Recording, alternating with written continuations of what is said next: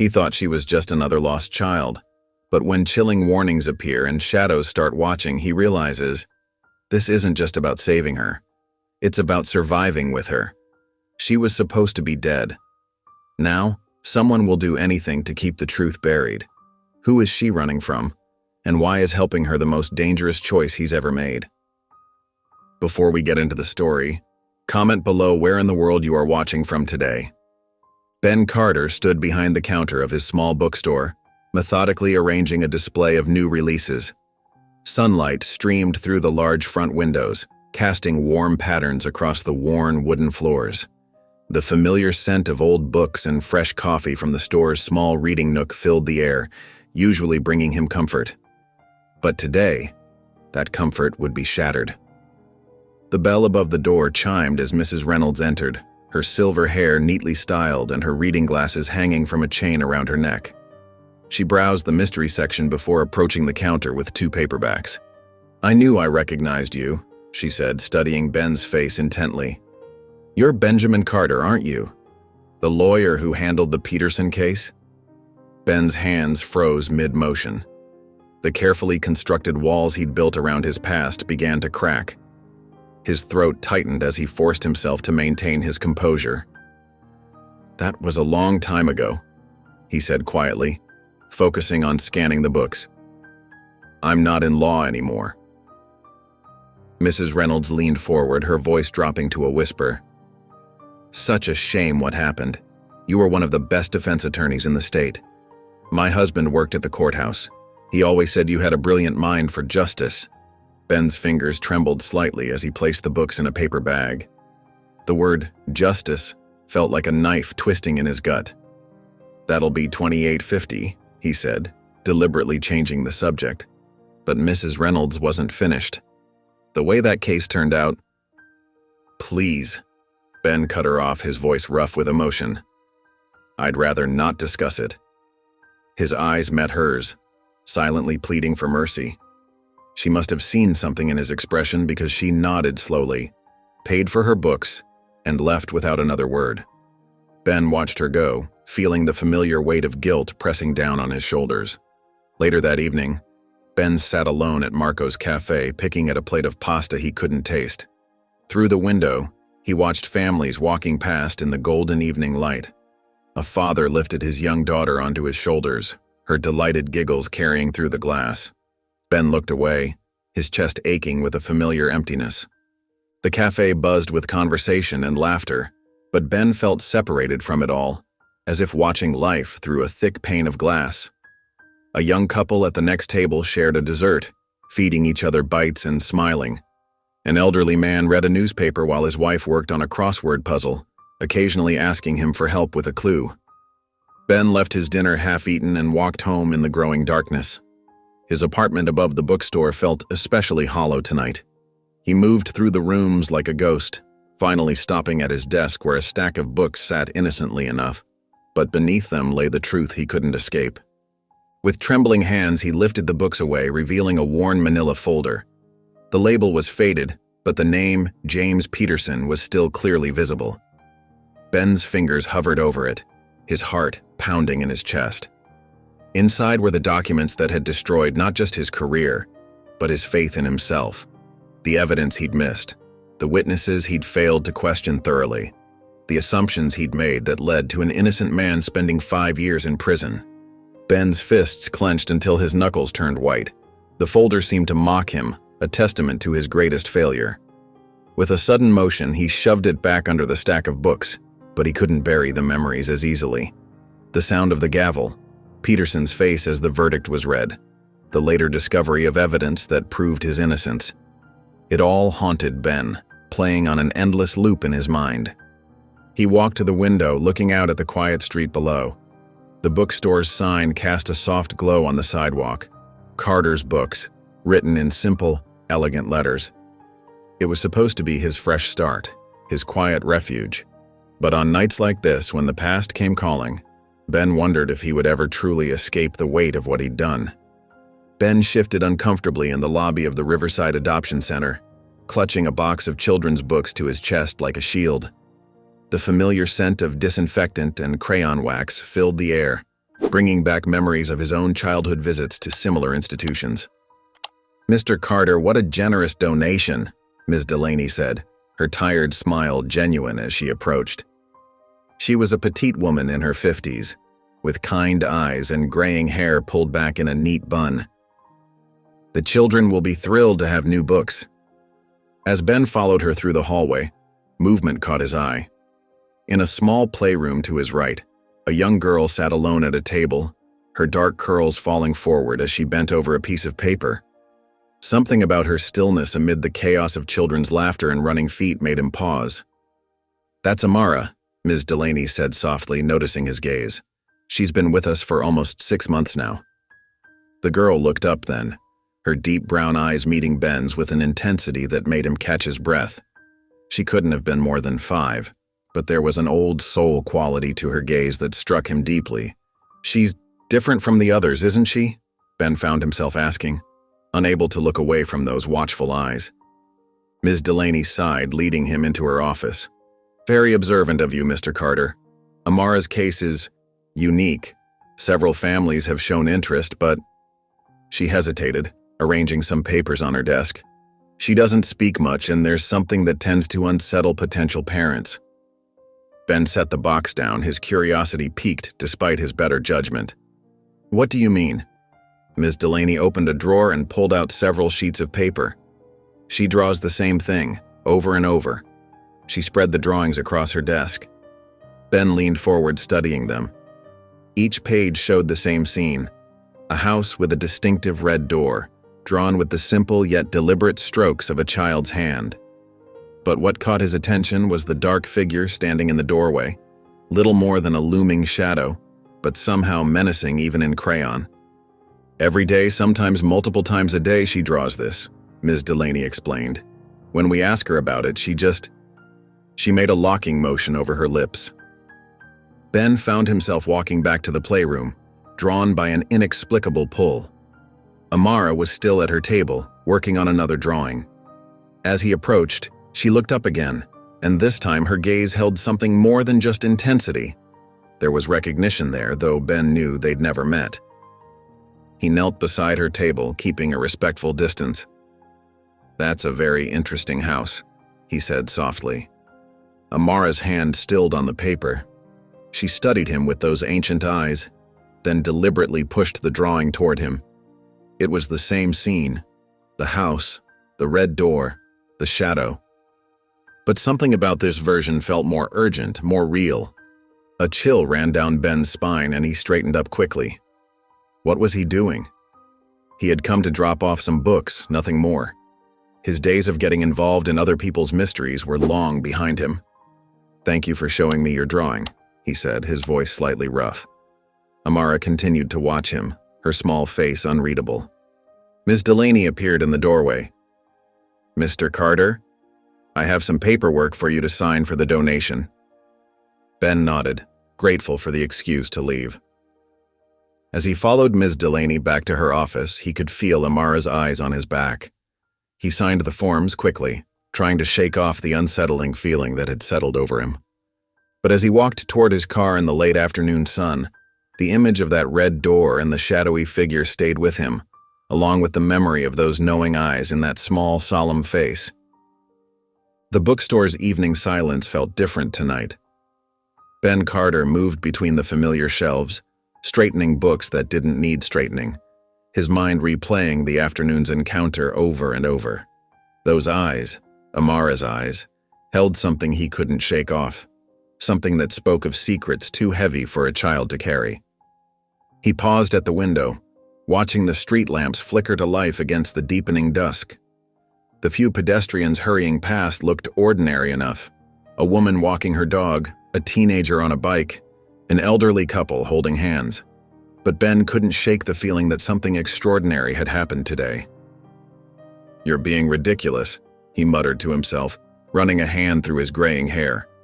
He'd spent too many years seeing mysteries where there were none, looking for cases to solve. That path had only led to disaster. Still, he found himself pulling out his phone, scrolling through adoption center websites. Children with trauma often express themselves through art, he read. repetitive drawings could indicate. A sharp knock at the door made him jump.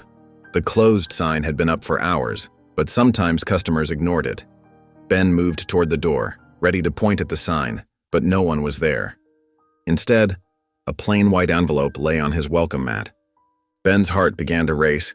He looked up and down the street but saw no one. With trembling fingers, he picked up the envelope. No name, no return address, not even a stamp. Just a clean white envelope, sealed with precision. Inside was a single sheet of paper, the message typed in a stark, basic font. You don't know what you're getting yourself into. Walk away while you still can. The paper slipped from Ben's suddenly numb fingers. He yanked the door open, stepping out into the cool evening air. "Hello?" he called out, his voice echoing off the brick buildings. "Who left this?" Only silence answered. His legal training kicked in. The security camera above his shop door would have caught whoever delivered the note. Ben hurried back inside, pulling up the security footage on his laptop. He fast-forwarded through the day's recordings, watching the sped-up parade of customers until he reached evening. 6:45 p.m. The last customer left. 7:15 p.m. Ben walked past the window, phone in hand. 7:30 p.m. The screen went black. 7:45 p.m. The footage resumed, showing the empty street. "That's impossible," Ben whispered. He rewound and played it again. The same thing happened, a 15-minute gap, precisely when the letter must have been delivered. Someone had deliberately corrupted the footage. Ben sank into his chair, the mysterious note lying accusingly on his desk. His hands were shaking again, but not from fear this time. This was familiar. The surge of adrenaline, the quickening of his mind as pieces of a puzzle presented themselves. He picked up the note again, studying it more carefully. High-quality paper, common office printer type. Nothing distinctive that could trace it back to its source. The message itself was clear enough, a warning or a threat triggered by his visit to the adoption center. But why? What could be so dangerous about a 5-year-old girl who drew pictures of houses with red doors? Unless... Ben's eyes drifted to the case file he'd been looking at just yesterday, the one that had ended his career. He'd been so sure of himself then, so certain he was right. The evidence had seemed clear, until it wasn't. Until an innocent man went to prison because Ben Carter had seen what he wanted to see. He looked at the note again. Walk away while you still can. Simple advice. Safe advice. The kind of advice he should have taken 5 years ago. But all he could see was Amara's face, those knowing eyes, that careful way she pushed her drawing toward him. Whatever this was, whatever danger lurked behind that mysterious warning, walking away no longer felt like an option. The next morning, Ben's footsteps echoed through the adoption center's hallway, each step feeling both terrifying and inevitable. His heart thundered in his chest as he approached the children's reading room, the warning note's words still burning in his mind. Amara sat in the same corner as yesterday, her small frame hunched over a drawing pad. When she looked up, her deep brown eyes locked onto his with that same unsettling recognition. Ben felt a flutter of nervousness in his stomach but forced himself to smile and approach her slowly. "Hi, Amara," he said softly, settling into a child-sized chair nearby. "Mind if I join you?" She didn't respond verbally, but her eyes followed his every movement. Ben noticed a stack of picture books beside her and reached for one, trying to appear casual despite his racing thoughts. Before his fingers could touch the spine, Amara's small hand darted out. She pulled a specific book from the middle of the pile and carefully slid it across the table toward him. Ben's breath caught in his throat as he read the title, The House with the Red Door. His hands trembled slightly as he picked up the book. The cover showed a cheerful illustration of a white colonial house with a bright red door, eerily similar to the drawings Amara had been making. He glanced at her, but she had already returned to her drawing, her crayon moving in careful, deliberate strokes. That's an interesting choice," Ben managed to say, his voice barely above a whisper. Ms. Delaney appeared in the doorway, her clipboard clutched to her chest. "Mr. Carter, I wasn't expecting to see you back so soon." Ben stood up, still holding the book Amara had chosen. "Actually, Ms. Delaney, I'd like to discuss something with you. In private, if possible." The social worker's eyebrows rose slightly, but she nodded and led him to her office. The small room was cluttered with files and children's artwork, evidence of years dedicated to finding homes for countless kids. "I'm considering adoption," Ben said, the words tumbling out before he could second-guess himself. "Specifically, I'm interested in adopting Amara." Ms. Delaney's pen clattered to her desk. "Mr. Carter, this is unexpected." She removed her glasses, cleaning them nervously with the hem of her sweater. "You do understand that adoption is a serious commitment? And Amara, well, she has special needs. Her selective mutism, her behavioral challenges." "I understand," Ben said firmly, even as his heart raced. "I've worked with troubled children before, during my legal career. I know it won't be easy, but—" He paused, thinking of Amara's knowing eyes, the book she'd chosen.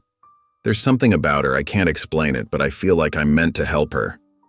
Ms. Delaney studied him for a long moment, then sighed. "I'll get the preliminary paperwork started. But Mr. Carter, are you absolutely certain about this?" Ben thought about the warning note, about his failed career, about all the reasons this was probably a terrible idea. Then he thought about Amara, alone in that reading room, drawing the same haunting image over and over. "Yes," he said. "I'm certain." The paperwork took hours. Background checks, financial statements, character references, page after page of forms that would determine whether he was worthy of being a father. Finally, Ms. Delaney placed the official adoption application in front of him. Ben's hand shook slightly as he picked up the pen. The line under "father" seemed to stare up at him accusingly, daring him to back out. He thought of his empty bookstore, of lonely dinners and guilt-ridden nights. Then he thought of Amara's silent strength, of the possibility of giving her the home she deserved. Taking a deep breath, Ben signed his name.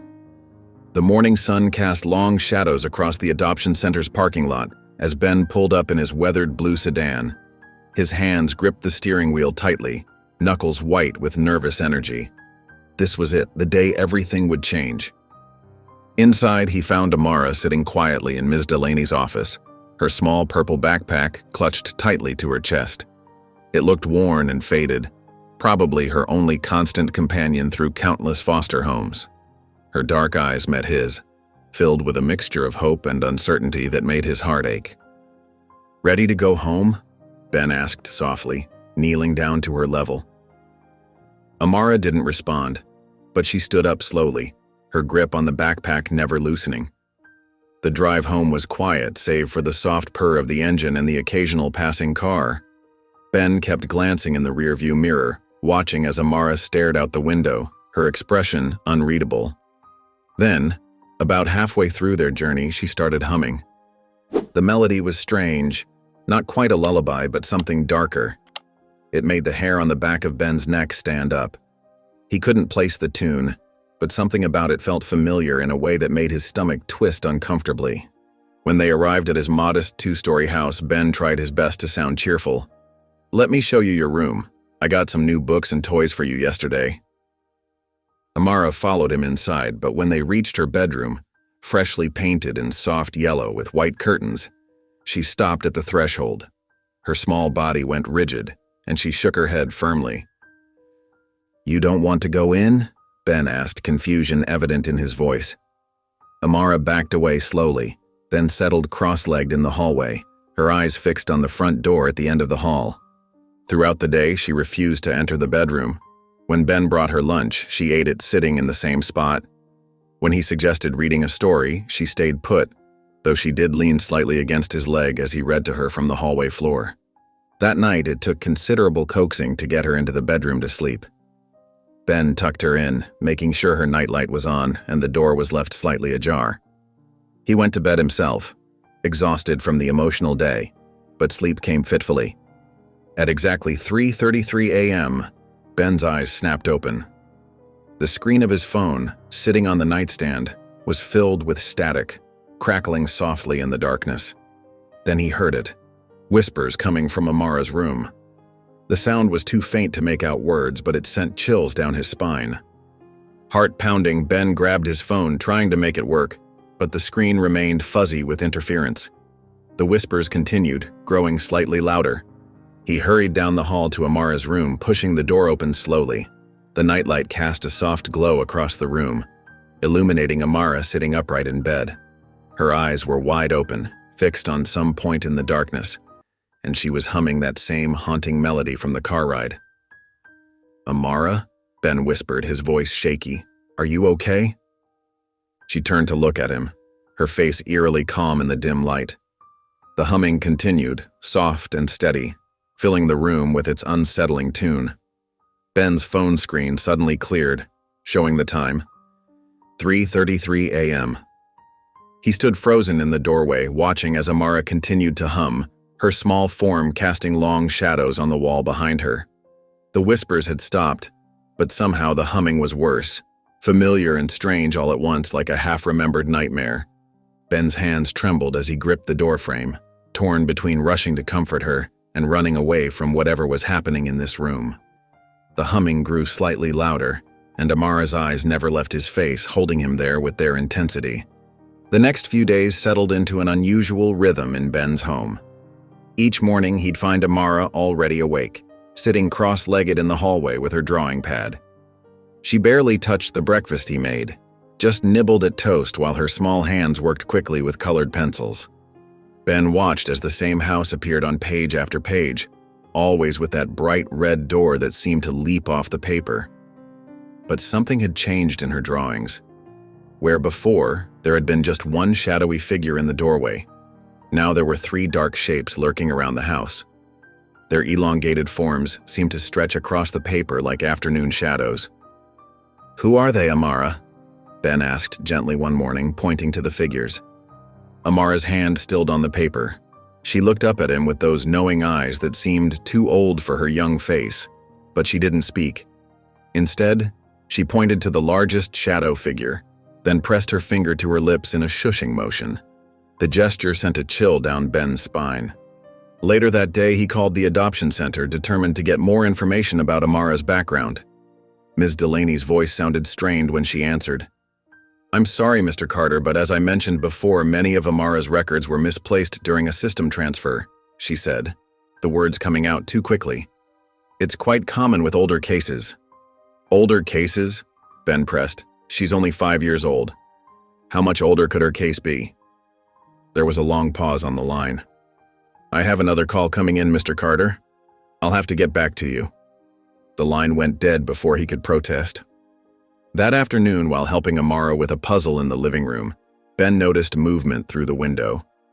Across the street stood a tall man in a gray coat, partially hidden behind a maple tree.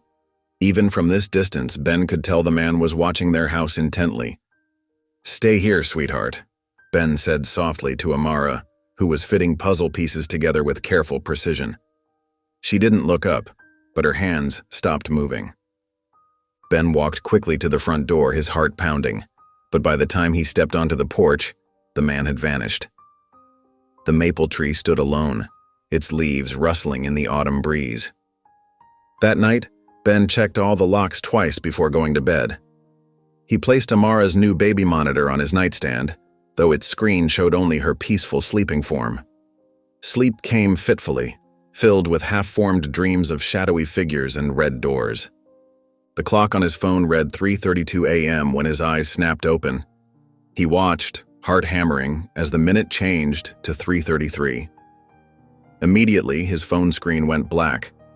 When it flickered back to life seconds later, everything was gone. His contacts, messages, photos, even his background image. The phone had reset itself completely, leaving nothing but default settings and empty folders. The baby monitor beside his bed showed only static. Ben rushed to Amara's room, pushing the door open slowly. She sat upright in bed, just as she had that first night. But this time, she wasn't humming. Instead, she was pointing at her window, where the curtains moved slightly in the still air. On her bedside table lay a fresh drawing. The red-doored house was there, but now the shadowy figures seemed to be moving closer to it, their dark forms reaching toward the windows with long, grasping fingers. "Amara," Ben whispered, his voice shaking. What are you trying to tell me?" She turned to look at him, and for the first time since he'd met her, tears filled her eyes. Her small hand reached out toward him, trembling slightly in the darkness. Ben's life had fallen into a strange pattern since Amara came to live with him. Each morning, he'd find her already awake, sitting cross-legged in the hallway with her back against the wall, eyes fixed on the front door. She'd stay there for hours, moving only when Ben gently coaxed her to eat or use the bathroom. At night, she refused to sleep in her new bedroom, despite the cheerful yellow walls and the soft unicorn nightlight Ben had carefully chosen. Instead, she'd drag her blanket into the hallway, creating a small nest near the entrance. Ben's heart ached every time he saw her curled up there, looking so small and vulnerable. "Sweetheart, wouldn't you be more comfortable in your bed?"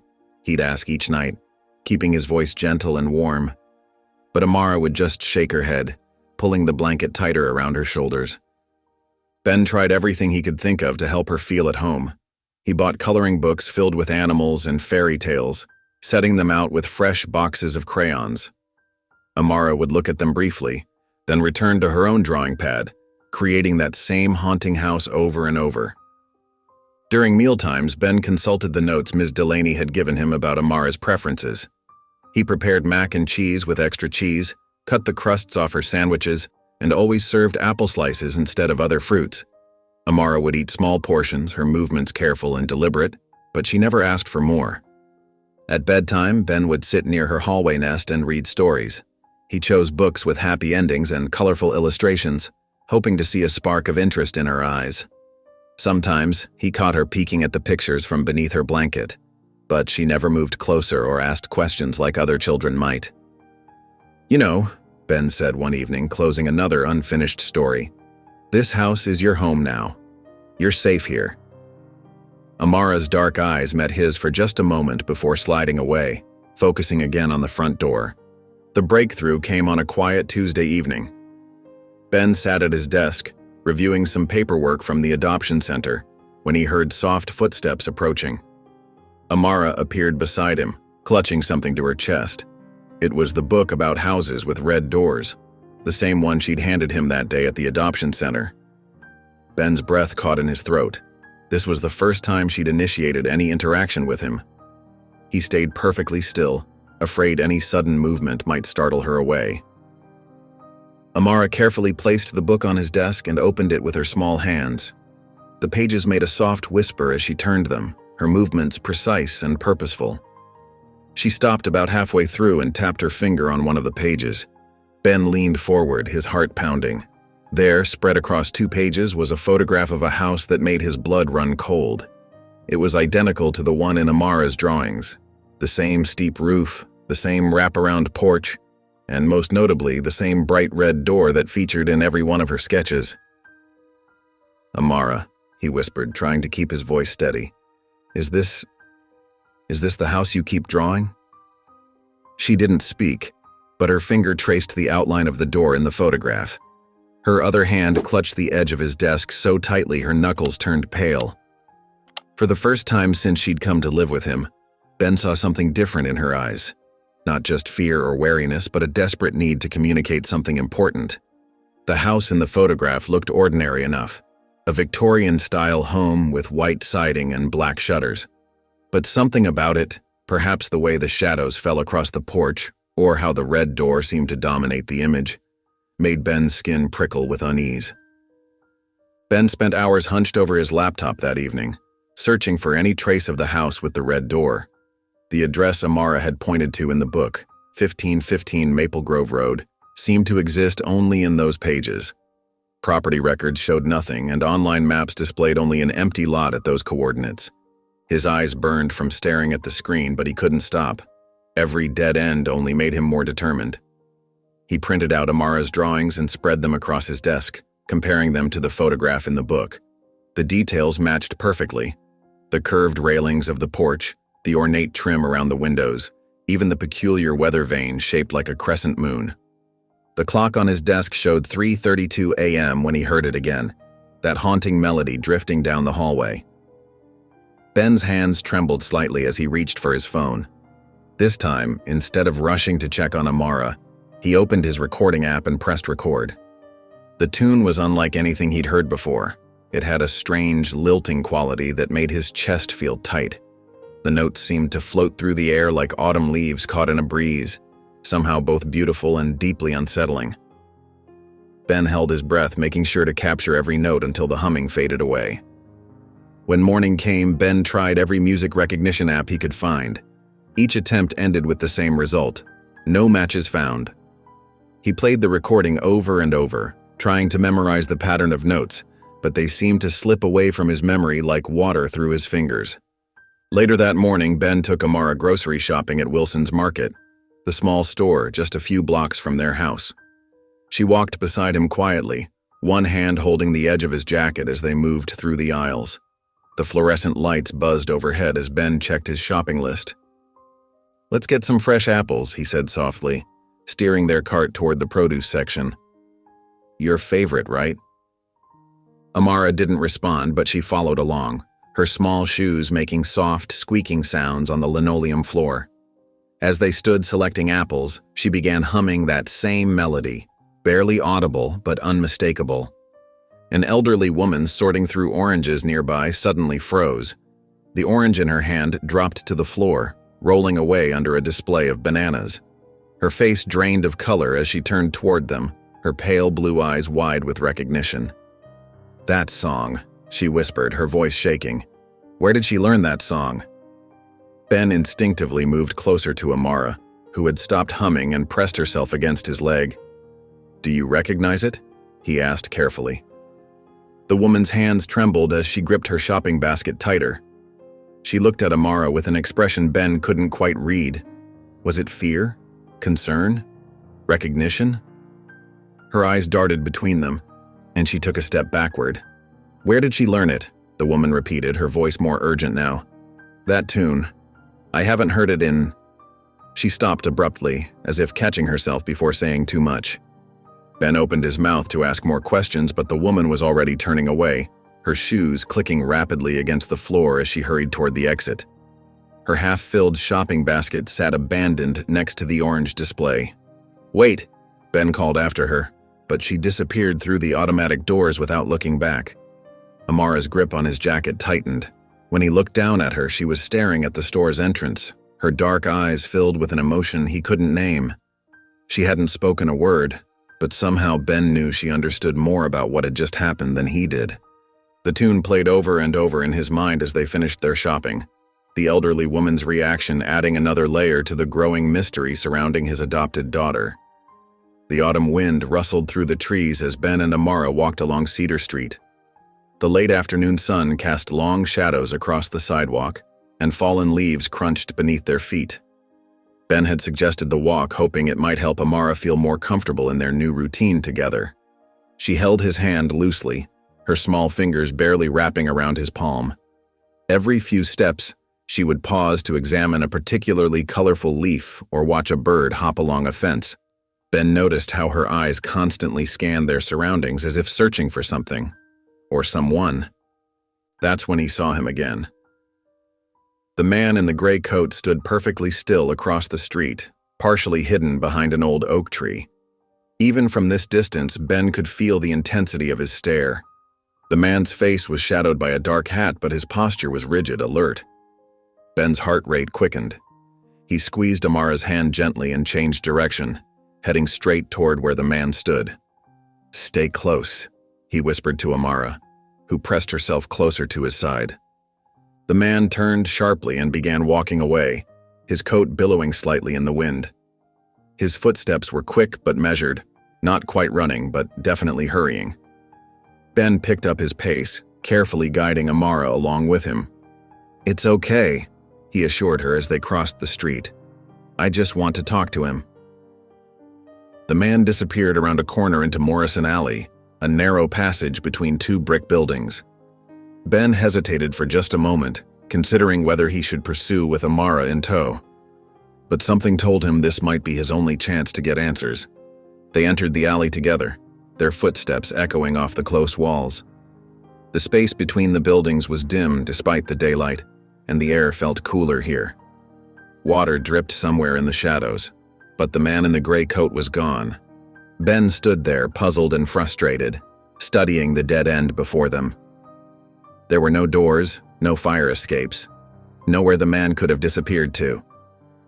It was as if he had simply vanished into thin air. "Come on," Ben said softly, turning back toward the street. "Let's head home." The walk back was quiet, but Ben could feel a new tension in Amara's grip on his hand. Her eyes darted from shadow to shadow as the evening began to settle around them. When they finally reached their house, Ben noticed her shoulders relax slightly as they stepped inside. He was hanging up their light jackets when it happened. Amara's voice, barely above a whisper, broke the silence. "He's watching us." Ben froze, his hand still on the coat hook. In the 5 days since he'd brought her home, this was the first time he'd heard her speak. He turned slowly, not wanting to startle her, but before he could respond, the house plunged into darkness. The sudden loss of light made his breath catch in his throat. He felt Amara's small hands grab his sleeve, clutching the fabric tightly.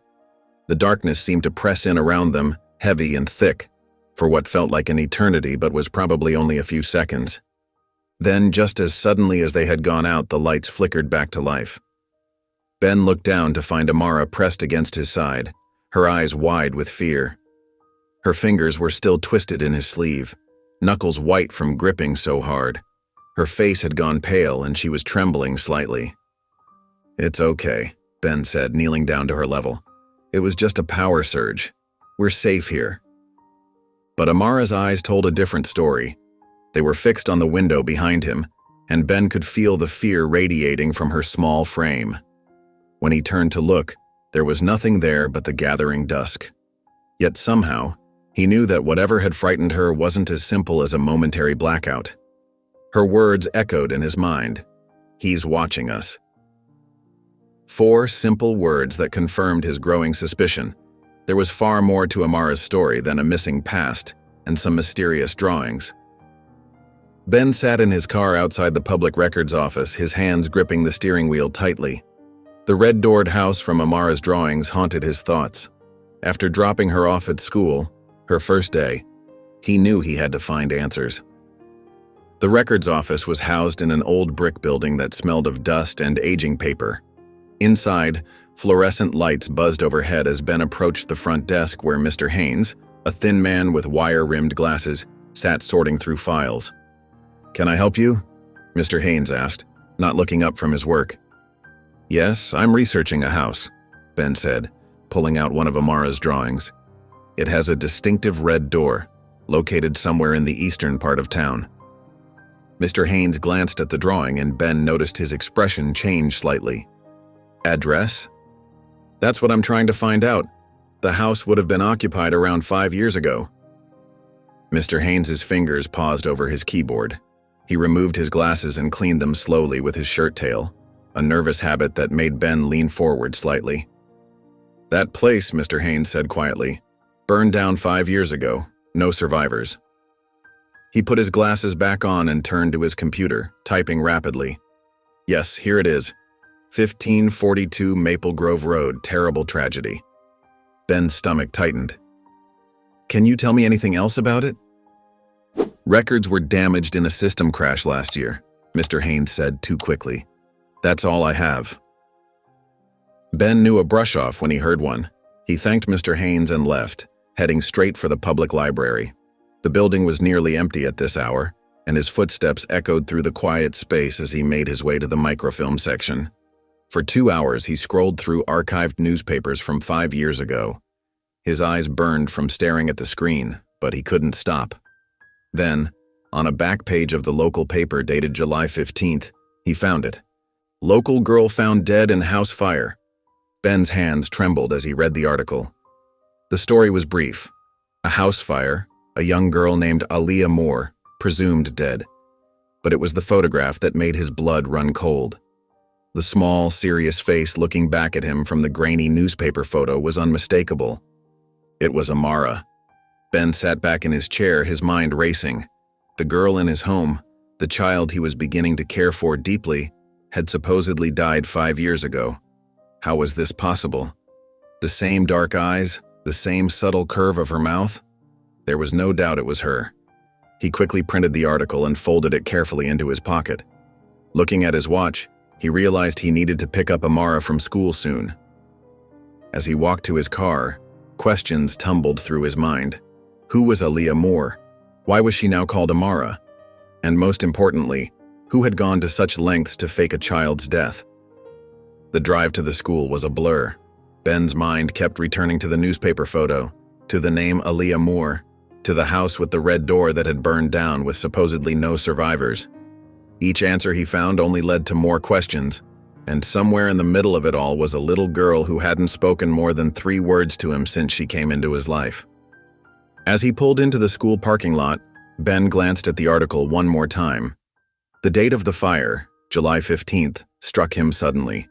It was exactly 5 years ago to the day that he'd received that mysterious warning note about walking away while he still could. Ben paced his living room at midnight. The newspaper article spread out on his coffee table next to Amara's adoption papers.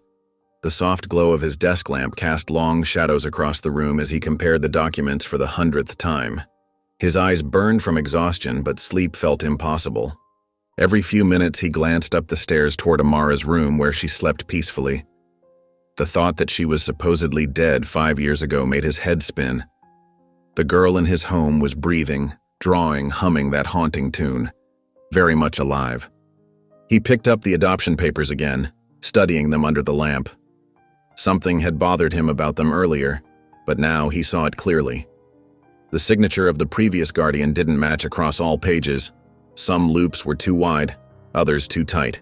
And the dates, Ben's lawyer training kicked in as he noticed the inconsistencies. One document was dated March 15th, but the corresponding medical records were signed March 13th.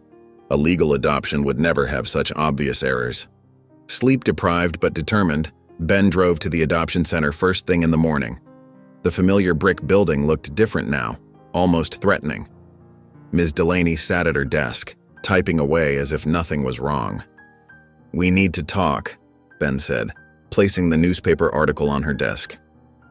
About Amara. Ms. Delaney glanced at the article, her fingers freezing over her keyboard. For a split second, fear flashed across her face before she composed herself. "Mr. Carter, you should be at home with your daughter, not here chasing ghosts." "This isn't about ghosts," Ben said, his voice low but firm.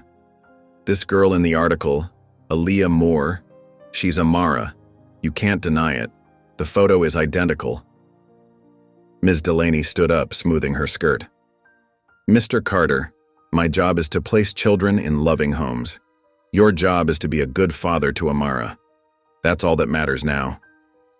"The adoption papers are forged," Ben pressed on. "The signatures don't match, the dates are wrong. Someone put her in the system illegally. You must know something about this." Ms. Delaney's face hardened. "Focus on being a good father, Mr. Carter. The past doesn't concern you." "Doesn't concern me?"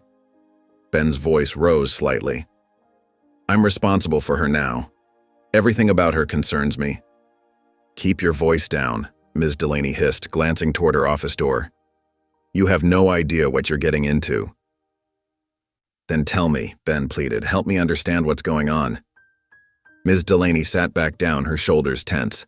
"Go home, Mr. Carter. Hold your daughter close. Read her stories. Make her feel safe. That's what she needs right now, not someone digging up a past that was buried for good reasons." Ben leaned forward, placing both hands on her desk. "Someone faked a child's death. Someone forged documents to hide her in the system. That's not just a past to be buried. That's a crime. Unless ...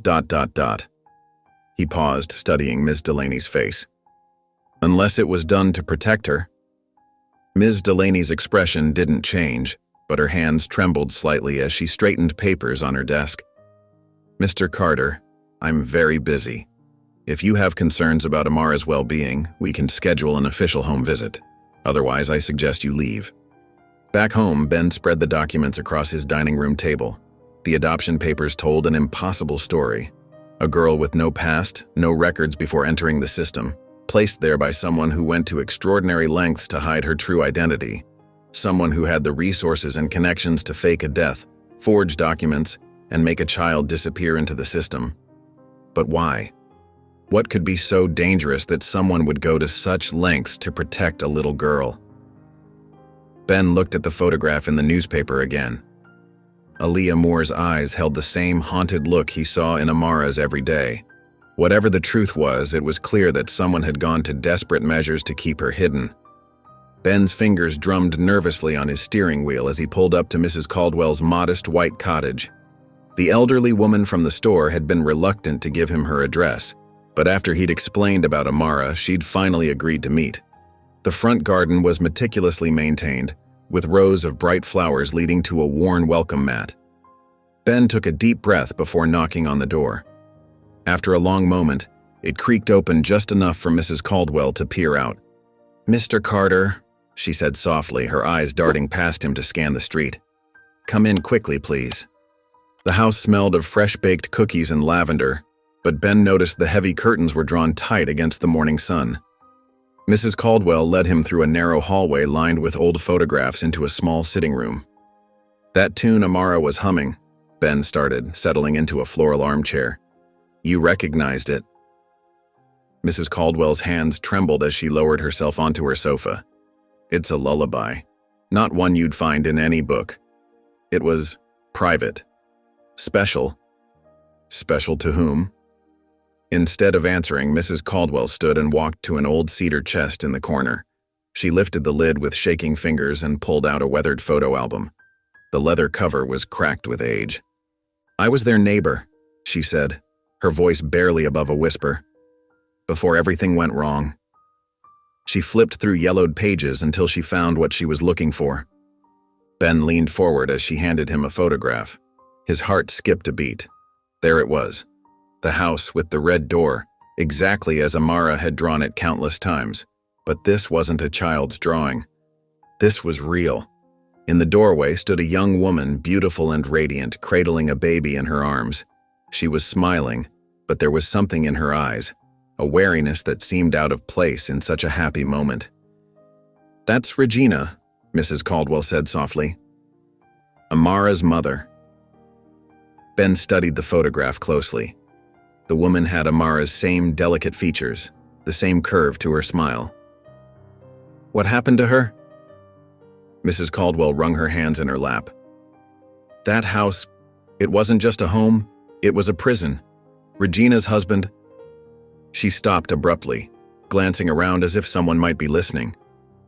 "He wasn't a good man, Mr. Carter. The things I heard at night, the screaming." Tears welled in her eyes as she continued. "Regina would sing that lullaby to Amara every night. I could hear it through my bedroom window. Such a sweet, sad melody. But then one night, the singing stopped." Ben's throat felt tight. "And then?" "There was a fire," Mrs. Caldwell said. "Or at least that's what everyone was told. Regina came to me that night, desperate. She had bruises on her face, her arms. She begged me to help her disappear." "You helped her fake their deaths," Ben said, the pieces finally clicking into place. Mrs. Caldwell nodded slowly. "I knew people who could help. Good people who protect women like Regina. They created new identities, new lives. But her husband, he never stopped looking." She reached out suddenly, gripping Ben's hand with surprising strength. "He's still looking, Mr. Carter. That's why Regina had to hide Amara in the system. He was getting too close." Ben thought of the mysterious man in the gray coat, the warning note, the strange occurrences at 3:33 a.m. His chest tightened with fear for the quiet little girl who now depended on him. Mrs. Caldwell pressed the photograph into his hands. "If you love that little girl, you'll stop looking. Some secrets need to stay buried. Some doors shouldn't be opened." She glanced fearfully at her window, though the curtains remained tightly drawn. Regina sacrificed everything to keep her daughter safe.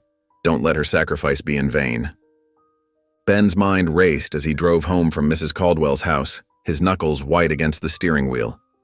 The photograph of Regina and baby Amara lay on the passenger seat, a stark reminder of the dangerous waters he was treading. Every few minutes he checked his rearview mirror, paranoia creeping in like a shadow. The sun had already set when he pulled into his driveway. Through the living room window, he could see Amara sitting in her usual spot in the hallway, her small figure illuminated by the soft glow of the night light. His heart ached at the sight. Inside, he found her clutching her sketchbook, her dark eyes following his every move. "Everything okay, sweetheart?" he asked softly. Amara nodded, but her grip on the sketchbook tightened. Ben heated up some leftover pasta for dinner, though neither of them ate much. The weight of Mrs. Caldwell's warnings hung heavy in the air. That night, after tucking Amara into bed, though he knew she'd eventually migrate to her hallway spot, Ben sat at his desk, studying the photograph. The red door in the image seemed to mock him, holding secrets he wasn't sure he wanted to uncover. The clock read 2:47 a.m. when the first creak echoed through the house. Ben's head snapped up from where it had been resting on his desk. He held his breath, listening. Another creak, this time distinctly from downstairs. His heart hammered against his ribs as he rose slowly from his chair. The sound of footsteps, soft but unmistakable, drifted up from below. Ben grabbed his phone, his finger hovering over the emergency call button. He crept to Amara's room first, relief washing over him when he found her safe in her bed, surprisingly still asleep.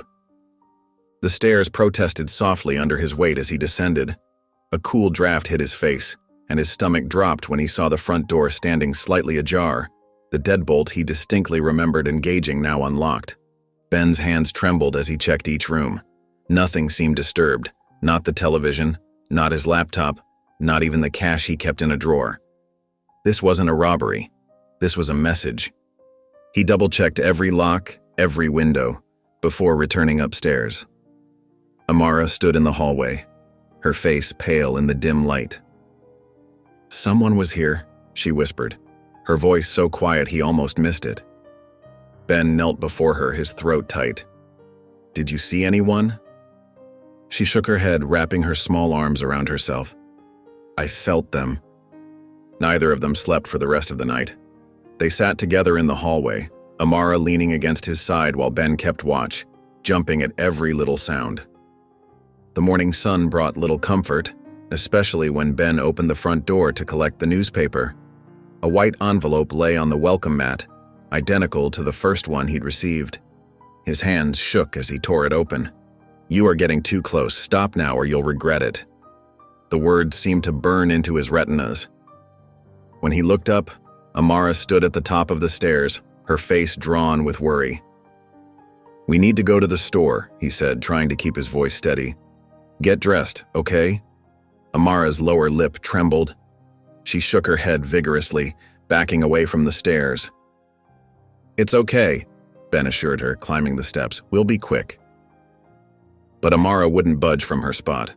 Her eyes were wide with fear as she pointed at the front door. "He's watching," she whispered. "Always watching." Ben felt a chill run down his spine. He moved to the window, carefully peering out through the curtains. The street looked normal, Mrs. Peterson walking her dog, kids riding their bikes, a delivery truck making its rounds. But somewhere out there, hidden in plain sight, someone was indeed watching. Someone who wanted them to stop asking questions. Someone who might do anything to keep their secrets buried. Amara tugged at his sleeve, pulling him away from the window. Her message was clear. They weren't leaving the house today, not with those eyes on them. Ben sat at his kitchen table, papers spread out before him like pieces of a puzzle that refused to fit together. The newspaper clipping about Aaliyah Moore was worn at the edges from his constant handling. His eyes kept returning to the date, May 15th, 2018. Something about it nagged at him. He pulled out Amara's adoption paperwork, scanning through until he found her birth certificate. His breath caught in his throat. May 15th, 2013. The same day, exactly 5 years apart. "It can't be a coincidence," he muttered, running his hands through his disheveled hair. The sound of soft footsteps made him look up. Amara stood in the doorway, clutching her ever-present sketchbook. She wore the purple pajamas he'd bought her last week, the ones with little stars on them. Her dark eyes fixed on the newspaper clipping. Ben's heart hammered in his chest. He'd been avoiding this conversation, afraid of upsetting her, but the questions were eating away at him. "Amara," he said gently, "could you come sit with me for a minute?" She padded over to the table, climbing onto the chair next to him. Her feet didn't quite reach the floor, and she swung them back and forth, a nervous habit he'd noticed. "I need to ask you something important," Ben continued, keeping his voice soft and steady. "It's okay if you don't want to answer, but I want you to know you're safe here. You can tell me anything." Amara's fingers traced the edge of her sketchbook, but her eyes never left his face. "Do you remember anything before the adoption center?" The kitchen clock ticked loudly in the silence that followed. Amara's feet stopped swinging. Her small hands gripped the sketchbook tighter, knuckles turning pale with the pressure. Ben waited, fighting the urge to fill the silence. He'd learned that with Amara, patience was crucial. She processed things in her own time, in her own way. Finally, she opened her mouth. Her voice came out as barely more than a whisper, but her words sent chills down Ben's spine. "I remember the fire."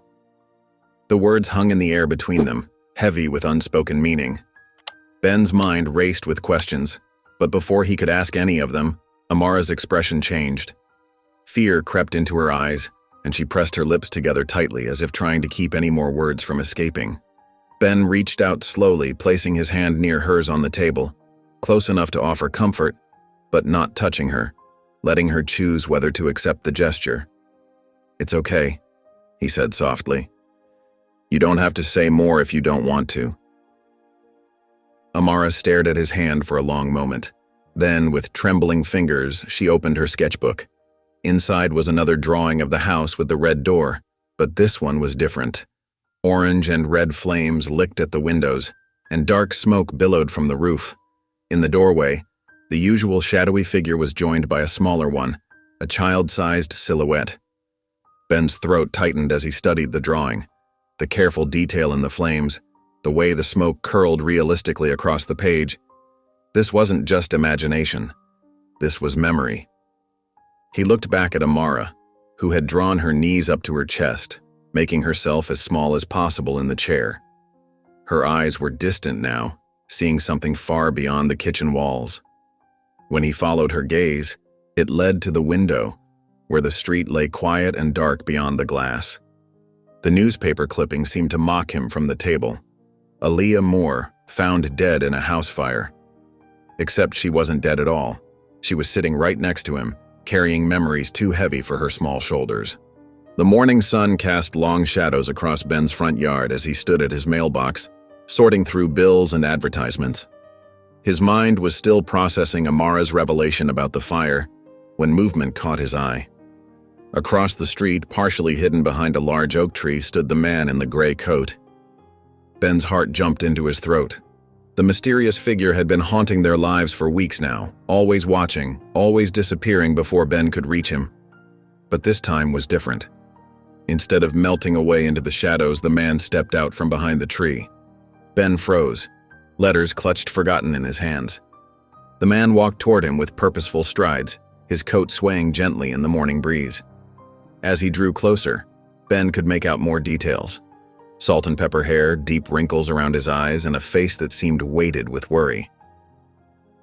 "Mr. Carter," the man said quietly, glancing over his shoulder as if checking to make sure they were alone. His voice was gravelly, tired. "I've been trying to find the right moment to approach you." Ben's muscles tensed, ready to protect Amara if necessary. "Who are you? Why have you been watching us?" The man reached into his coat pocket and Ben instinctively took a step back. But what emerged wasn't a weapon, it was a photograph, worn and creased from frequent handling. The man held it out with slightly trembling fingers. Ben took it cautiously. The image showed a young woman with Amara's same dark eyes and gentle features. She was smiling at the camera, but there was fear behind her expression, a tension in the way she held herself. She stood in front of a familiar red door. "Amara's mother," Ben whispered, his throat suddenly dry. The man nodded, his eyes darting around the quiet street again. "She's alive, but she's running out of time." The words hit Ben like a physical blow. His mind spun with implications, questions tumbling over each other. But before he could voice any of them, the man was already backing away. "Wait," Ben called out, reaching for him. What do you mean? Running out of time for what? But the man turned and walked briskly toward the busy intersection at the end of the street. Ben started after him, still clutching the photograph, but a delivery truck rumbled past, momentarily blocking his view. When it passed, the man in the gray coat had vanished into the morning crowd of commuters and school children. Ben stood there on the sidewalk, heart pounding, the photograph burning in his hand like a hot coal. Around him, the neighborhood continued its normal morning routine, sprinklers clicking, cars starting, screen doors slamming. But everything felt different now, charged with new meaning and urgency. He looked down at the photograph again. The woman's eyes seemed to plead with him across time and space. Now he understood why Amara drew that house over and over, why she hummed that haunting tune, why she watched the door so carefully. She wasn't just remembering, she was waiting. The sound of the front door opening made Ben turn. Amara stood in the doorway, still in her star-patterned pajamas, watching him with those knowing eyes. She looked so much like her mother that it made his chest ache. The morning breeze rustled the photograph in his hand, and Ben knew with absolute certainty that his life had just changed forever. Whatever was coming, whatever danger lurked in the shadows of Amara's past, he would face it. He would help find her mother. He would keep them both safe. But first he had to understand what they were up against. The man's warning echoed in his mind. She's alive, but she's running out of time. The question was, time before what? Ben sat at his desk late into the night, the glow of his laptop screen casting shadows across stacks of papers and coffee cups. His eyes burned from hours of searching through online archives and public records. Finally, after clicking through countless dead ends, he found it. A missing persons report from 5 years ago for Rebecca Moore, Aaliyah's mother. His hands trembled as he read the details. The report described a violent domestic incident that had sent Rebecca fleeing into the night with her young daughter. There were hospital records attached, broken ribs, a concussion, defensive wounds. Ben's stomach churned as he scrolled through the documentation of abuse. But something wasn't adding up. The report had been filed and then quickly buried, pushed so deep into the system that it had taken his legal expertise to uncover it. Someone with considerable influence had wanted this hidden. The next morning, Ben drove to Mrs. Caldwell's house, his mind heavy with questions. The elderly woman answered his knock wearing a floral apron, her face falling when she saw him. "You've been digging," she said. It wasn't a question. She led him into her kitchen where the smell of fresh-baked cookies filled the air. Through the window, Ben could see her garden, peaceful and orderly. It felt worlds away from the darkness he'd uncovered. "Rebecca came to me that night," Mrs. Caldwell said quietly, settling into a chair at her kitchen table. She was bleeding, terrified. The little one was asleep in her arms. She twisted her apron in her hands. I'd never seen someone so scared. Ben leaned forward. Who was she running from?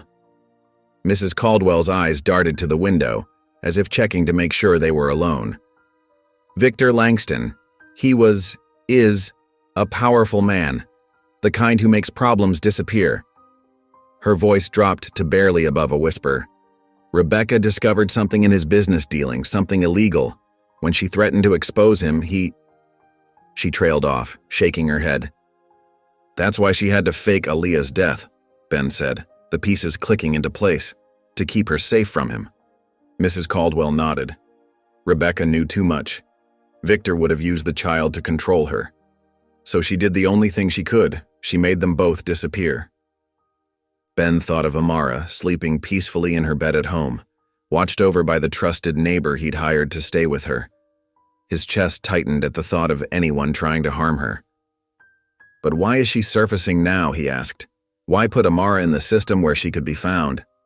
Because running is expensive, Mrs. Caldwell said, her eyes sad. And lonely. Rebecca needed help. Someone who could protect Amara while she stopped abruptly, pressing her lips together. While she what? That's not for me to say. Mrs. Caldwell stood up, moving to her kitchen counter. But I will say this. If you keep pulling at these threads, you're putting that little girl in danger. Victor Langston has eyes everywhere. The fact that you've found this much already. She shook her head. You need to decide what's more important, uncovering the truth or keeping Amara safe. Ben sat back, the weight of her words settling over him like a heavy blanket. He thought of the man in the gray coat, the warning notes, the break-in at his house. He'd been so focused on solving the mystery that he hadn't considered the consequences of his investigation. I just want to help them, he said quietly. Mrs. Caldwell's expression softened. Sometimes helping means knowing when to stop asking questions. She reached out and patted his hand. That little girl needs a father, not a detective. Ben drove home in silence, his mind churning. Every investigative instinct he had urged him to keep digging, to find Rebecca, to expose Victor Langston. But Mrs. Caldwell was right. His priority had to be protecting Amara. The question was, could he do both? Ben's phone buzzed with an urgent alert from his bookstore's security system. His heart dropped as he pulled up the live feed. Shadowy figures were moving through the darkened shop, pulling books from shelves and scattering them across the floor. By the time he arrived, the vandals were gone, but the destruction they left behind made his blood run cold. Books lay everywhere, their pages torn and crumpled like fallen leaves. The careful organization he'd maintained for years had been destroyed in minutes. But what made his hands shake was the message spray-painted across the wall in angry red letters. Stop.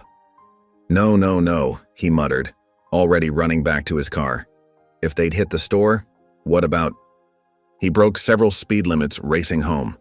The front door was intact, but his relief vanished when he reached Amara's room. It looked like a tornado had torn through it. Drawers pulled out and emptied, clothes strewn about, and her precious drawings ripped to shreds. Tiny pieces of paper littered the floor like confetti, each fragment showing bits of the red-doored house she'd drawn over and over. Amara? His voice cracked with panic. Amara, where are you? A small whimper came from under the bed. Ben dropped to his knees, his heart pounding. There she was, curled into a tight ball, her whole body trembling. Her eyes were squeezed shut, and she was humming that haunting melody over and over as if it could protect her. It's okay, sweetheart, I'm here now. He reached out slowly, not wanting to startle her. You're safe. I promise. Amara's eyes opened, filled with tears. She launched herself into his arms, burying her face in his shirt. Ben held her close, feeling her tiny body shake with silent sobs. Did they hurt you? He whispered, checking her for injuries. She shook her head but clung tighter to him. With trembling fingers, Ben dialed Mrs. Caldwell's number. She answered on the first ring, as if she'd been waiting for his call. They came, didn't they? Her voice was tight with worry. They destroyed my store and Amara's room. He swallowed hard. They're sending a message. They're doing more than that, Mrs. Caldwell said sharply. They're showing you what they're capable of. Next time won't be just property damage. She paused, and Ben could hear the fear in her voice. You need to leave town tonight. But, no buts, Benjamin. Pack what you need and go. I have a cabin up north near the lake. No one knows about it. She rattled off an address. The key is under the blue flower pot on the back porch. Stay there until I contact you. Ben looked around the destroyed room, at Amara still trembling in his arms. His investigator's instincts wanted to fight back, to dig deeper, to expose whoever was behind this. But Mrs. Caldwell was right. He couldn't risk Amara's safety. Okay, he said. We'll go. Pack light. Take back roads. And Ben? Her voice softened. Keep that little girl safe. Ben hung up and gently pulled back to look at Amara. Hey, he said softly. How would you like to go on a little trip? Just you and me? Amara's eyes were wide and serious as she nodded. She pointed to her backpack in the corner, the only thing the intruders hadn't touched. Smart girl, Ben said, managing a small smile. We'll pack some clothes and food, and then we'll go on an adventure. How does that sound? She didn't smile back, but some of the terror left her eyes. She kept hold of his hand as they quickly gathered what they needed, stuffing clothes and necessities into 2 duffel bags. Ben grabbed his important documents, some cash, and a burner phone he kept for emergencies. Just before they left, Amara tugged on his sleeve and pointed to the torn drawings on the floor. Ben understood. These pieces of paper were more than just pictures to her. They were clues, memories, pieces of her past. He gathered up as many fragments as he could, storing them carefully in a folder. Ben zipped up the last duffel bag, his movements quick but methodical. Years of preparing legal cases had taught him to be thorough even when rushing. He'd packed clothes, toiletries, some non-perishable food, and a first aid kit, everything they might need for a few days on the run. Amara sat on the couch, her small backpack clutched tightly to her chest. She hadn't let go of it since he'd found her under the bed. Her eyes followed his every movement, watchful and worried. "Almost ready," Ben said softly, trying to sound calmer than he felt. "Just need to grab my laptop and—" Amara's tiny hand shot out and grabbed his wrist. The touch was so unexpected that Ben froze. She'd never initiated contact before. Her fingers were cold against his skin, and when he looked down, her eyes were filled with an intensity that made his heart skip. "We have to find her," Amara whispered, her voice barely audible. "She's waiting." Ben's breath caught in his throat. After days of near silence, these words carried such weight that they seemed to change the very air in the room. He knelt down beside her, keeping his movements slow and gentle. "Your mother?" he asked carefully. "Do you know where she is?" Amara didn't answer directly, but her grip on his wrist tightened. Ben reached into his pocket with his free hand and pulled out the photograph the mysterious man had given him. The edges were worn, as if it had been handled many times. In it, a young woman with Amara's same deep brown eyes smiled at the camera, her expression full of life and warmth. Looking at the photo again, Ben noticed details he'd missed before. The woman wore a small silver pendant in the shape of a key. Behind her, partially visible through a window, was what looked like water, perhaps a lake or ocean. Mrs. Caldwell's words echoed in his mind. "If you love that little girl, you'll stop looking." But how could he? Running away might keep them safe temporarily, but it wouldn't solve anything. Amara's mother was out there somewhere, alive, possibly in danger, and this little girl who'd already lost so much was asking for his help. Ben looked at the duffel bags by the door, then back at Amara. He'd spent the last 5 years hiding from his mistakes, letting guilt over one wrong conviction paralyze him. But maybe this wasn't about redemption anymore. Maybe it was simply about doing what was right. "Okay," he said, squeezing Amara's hand gently. "We'll find her. But we have to be very careful. There are people who don't want us looking."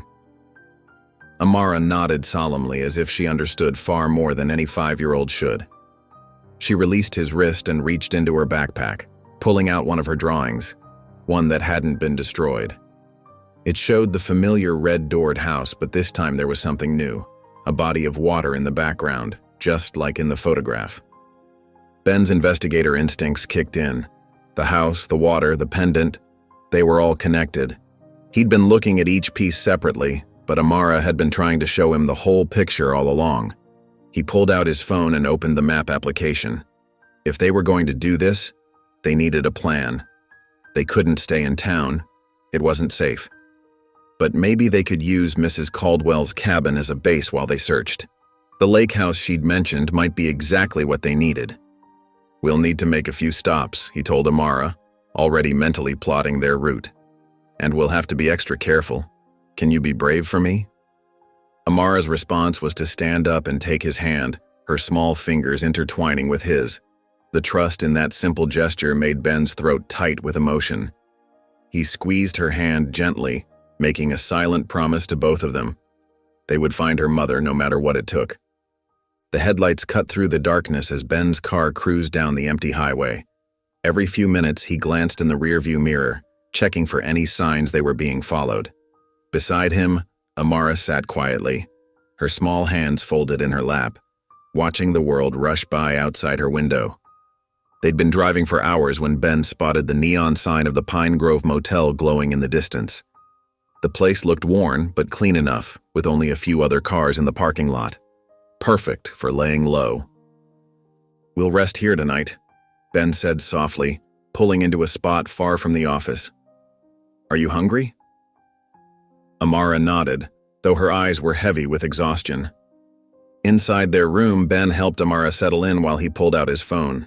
His fingers hovered over the keypad for a moment before dialing a number he hadn't used in years. The phone rang 3 times before a familiar voice answered. "Who is this?" The voice was gruff, suspicious. "Michael? It's Ben Carter." There was a long pause. "Ben, haven't heard from you since... well, you know.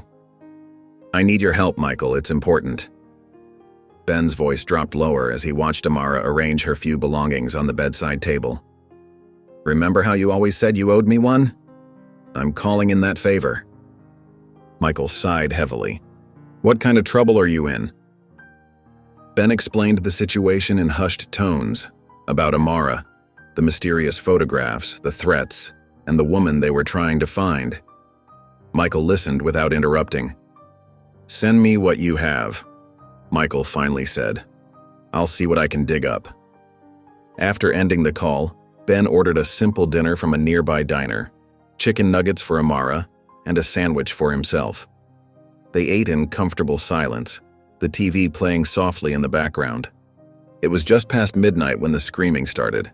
Ben jolted awake to find Amara thrashing in her bed, her small body tangled in the sheets.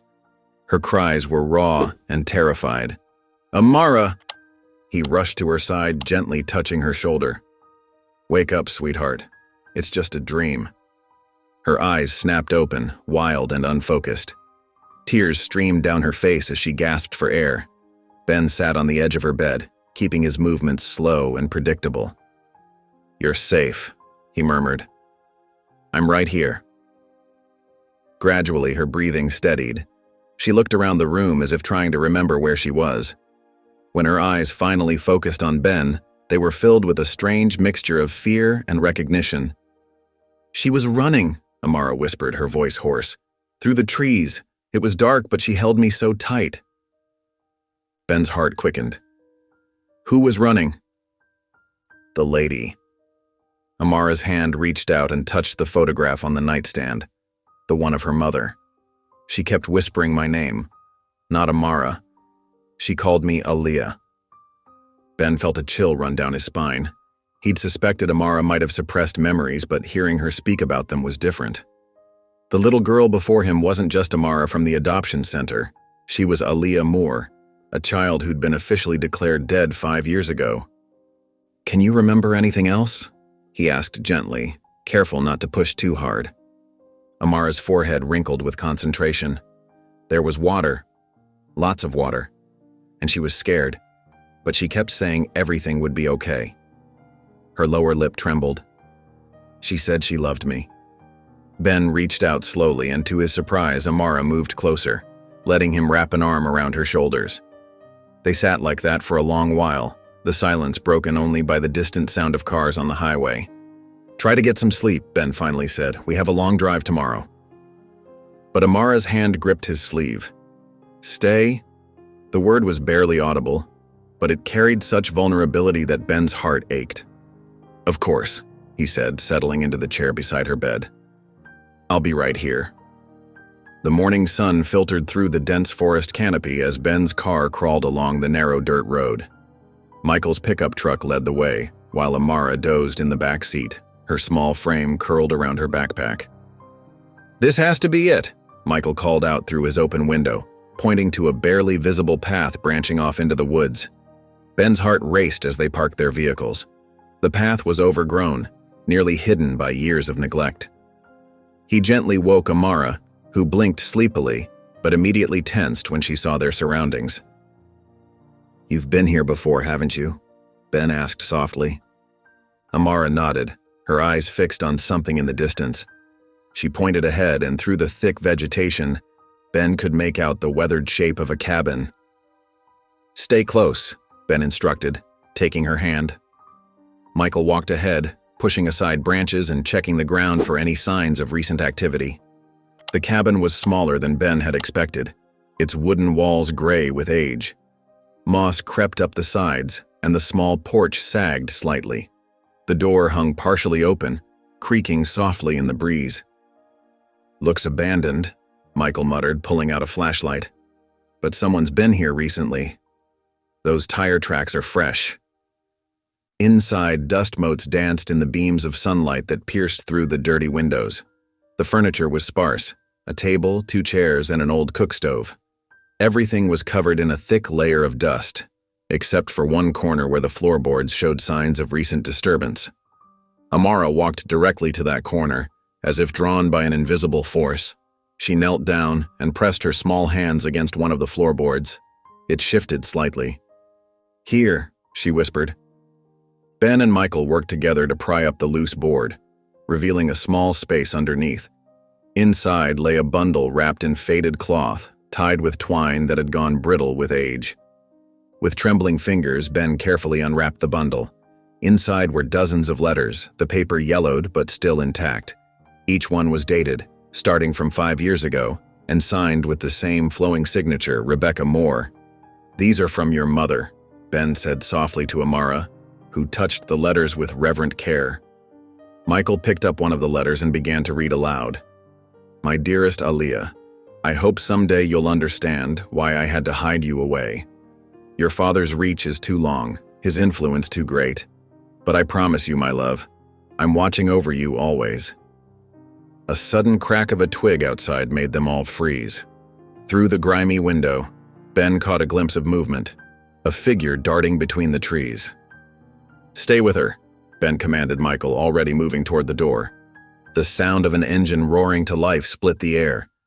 Ben burst out onto the porch just in time to see a dark sedan speeding away down the dirt path, kicking up clouds of dust in its wake.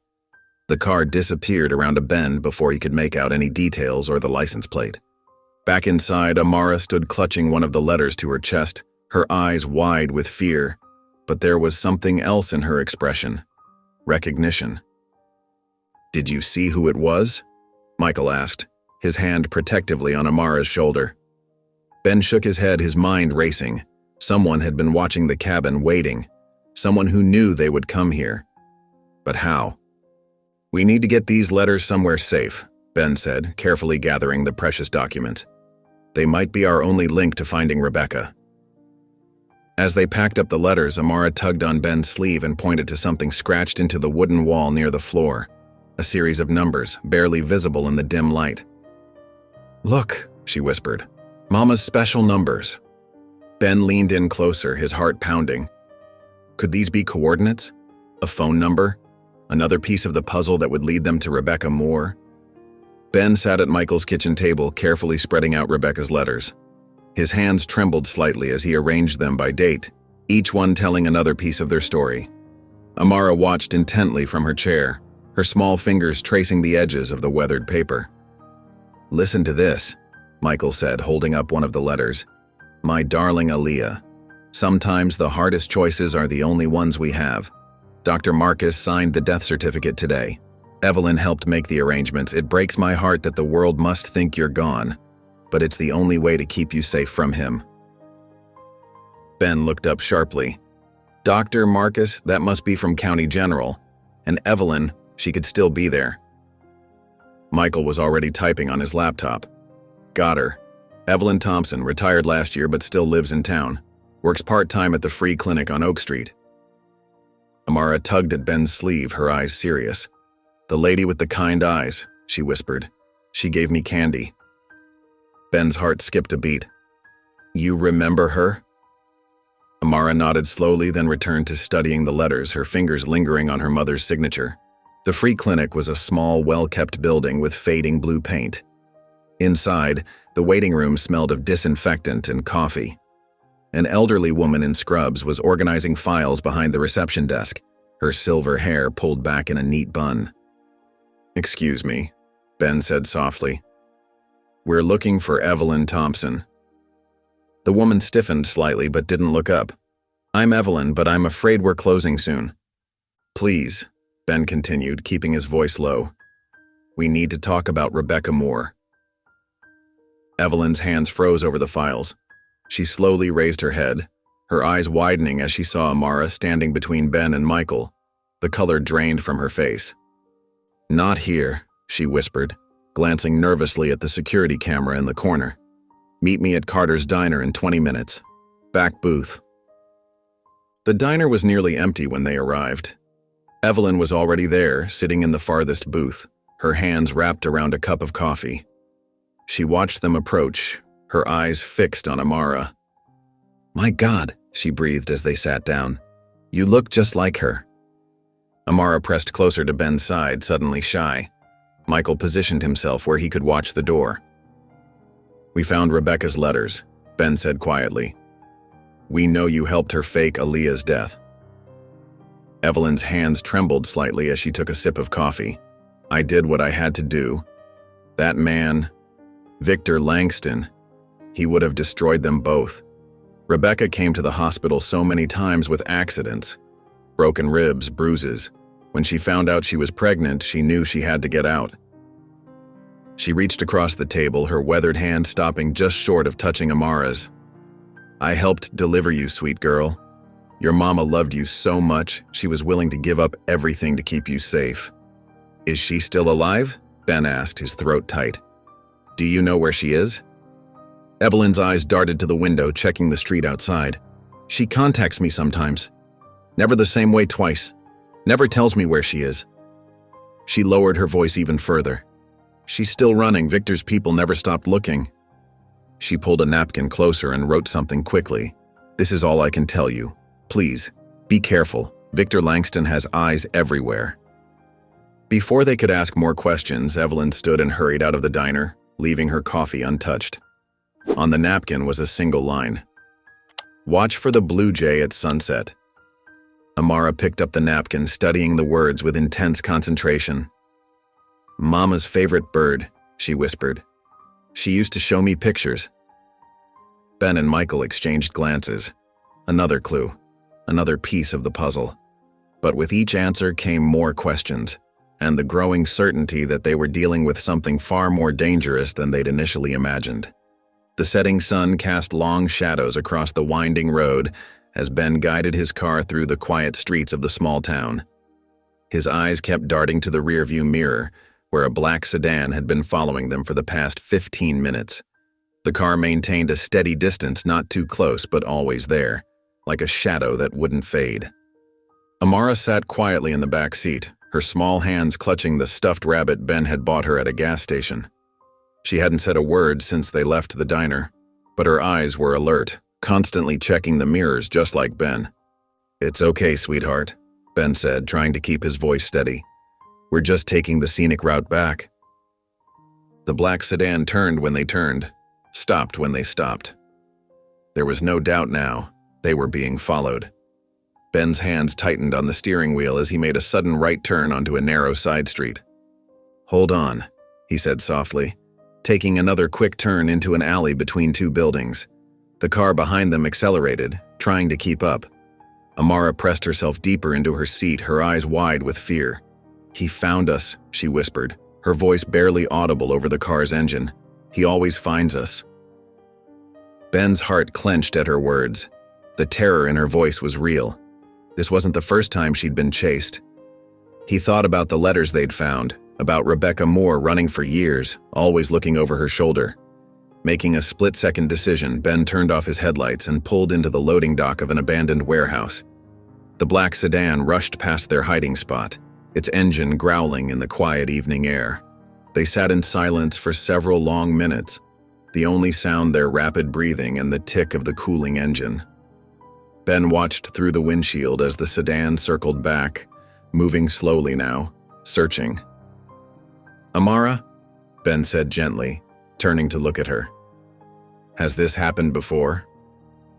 Do you remember?" She nodded, clutching her rabbit tighter. "Mama and I used to hide a lot, sometimes in cars, sometimes in buildings." Her voice trembled. "She always said not to make a sound until the bad men went away." Ben's chest ached at her words. What kind of life had this little girl lived? Always running, always hiding. He watched as the black sedan made another pass, slower this time. "We're going to stay very quiet," Ben whispered, reaching back to squeeze her hand. "Just like you and your mom used to do." The minutes crawled by like hours. The warehouse was dark and silent around them, filled with shadows that seemed to move in the fading light. Amara's breathing had steadied, but she kept her eyes fixed on the warehouse entrance, watching. Finally, after what seemed like an eternity, the black sedan appeared one last time. It moved past their hiding spot at a crawl, its tinted windows revealing nothing about its occupants. Then it turned a corner and disappeared into the growing darkness. Ben waited another 10 minutes before starting the car again. He took a different route back to the motel, using back roads and checking constantly to make sure they weren't being followed again. "They won't stop looking," Amara said suddenly, her voice stronger now. "That's what Mama always said. They never stop." Ben met her eyes in the rearview mirror. The fear was still there, but there was something else too. A determination that seemed far too mature for her young face. "I won't let them hurt you," Ben promised, his voice firm. "We're going to find your mom, and we're going to make sure you're both safe." As they pulled into the motel parking lot, Ben scanned the area carefully before turning off the engine. The black sedan was nowhere in sight, but its message had been clear. Someone was watching their every move, someone who didn't want them uncovering the truth about Amara's past. Ben's heart pounded as he pulled up to the small safe house on the outskirts of town. It was a modest one-story building with peeling white paint and faded blue shutters. After weeks of searching, Michael's discovery of the hospital records had led them here. Amara sat in the back seat, unusually still. Her small hands were folded in her lap, and her eyes were fixed on the house with an intensity that made Ben's chest tighten. "Are you ready?" he asked softly, turning to look at her. She nodded once, her face serious. Ben helped her out of the car, and they walked hand in hand up the cracked concrete path to the front door. The evening air was heavy with the scent of coming rain, and crickets chirped in the overgrown grass. Ben took a deep breath and knocked 3 times. For a moment, there was only silence. Then came the sound of careful footsteps, a pause, and the slight movement of curtains as someone peeked out. The door opened slowly, revealing a thin woman with dark circles under her eyes and graying hair pulled back in a messy bun. Rebecca Moore looked exactly like the woman in the photograph, only older, more worn. Her eyes darted nervously between Ben and Amara, widening with recognition. The color drained from her face as her gaze settled on her daughter. "Aaliyah," she whispered, her voice breaking on the name. Amara stepped forward, still holding Ben's hand. "Mama?" she said, so quietly it was barely audible. Rebecca's legs gave out and she dropped to her knees on the wooden porch. Tears streamed down her face as she reached out with trembling hands.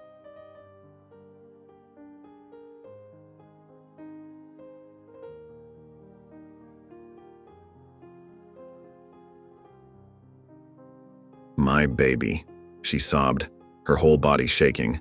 "My beautiful baby girl." Amara let go of Ben's hand and moved toward her mother. Rebecca wrapped her arms around her daughter, pulling her close, crying into her hair. Amara's small arms went around her mother's neck, and she buried her face in Rebecca's shoulder. "I'm so sorry," Rebecca kept whispering between sobs. "I'm so sorry.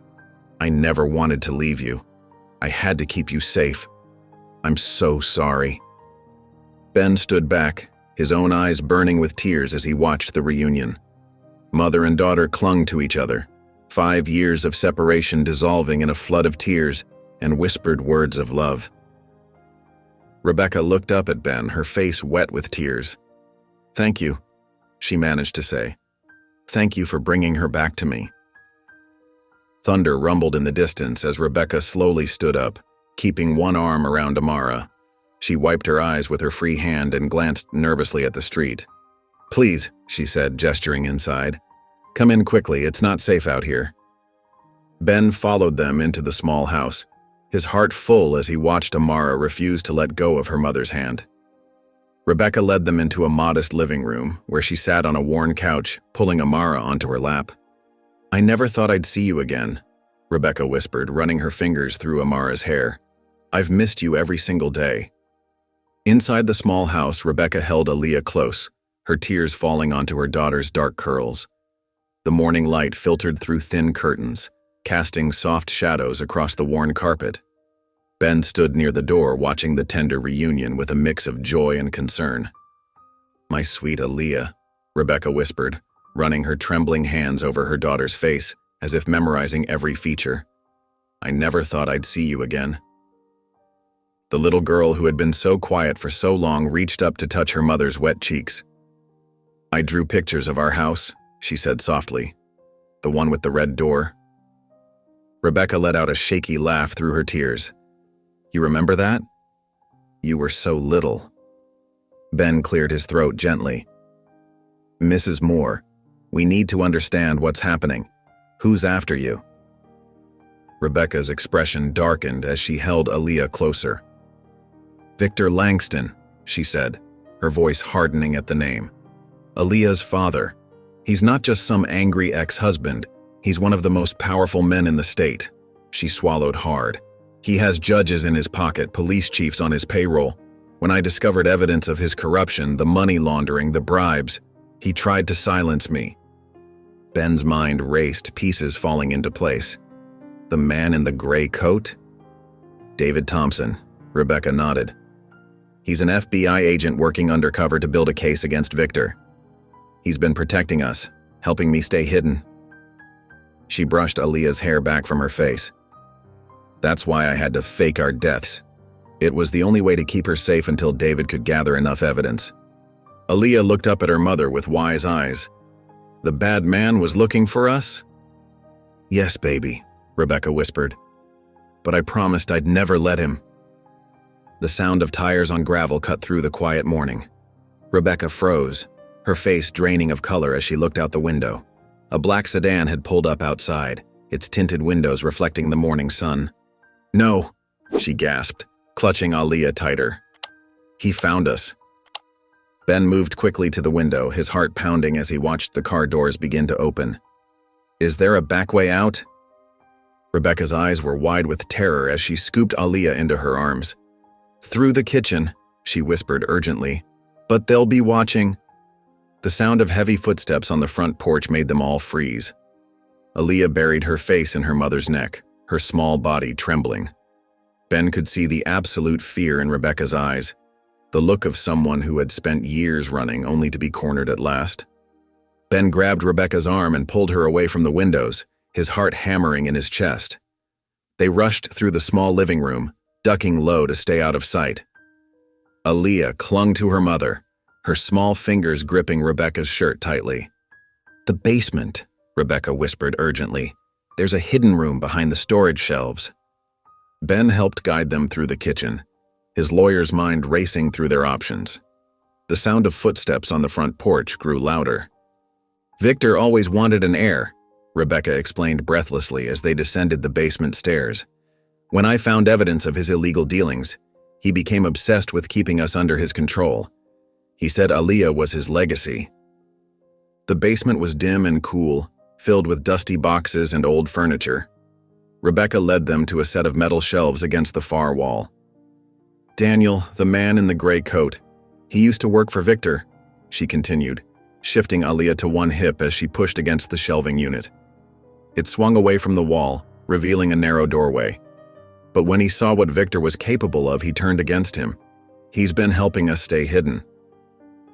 Ben helped them squeeze through the opening, then pulled the shelves back into place. The hidden room was small but secure, with emergency supplies stacked in one corner. Aaliyah's eyes were wide with fear as she whispered, "Mommy, I remember him. The bad man who made you cry."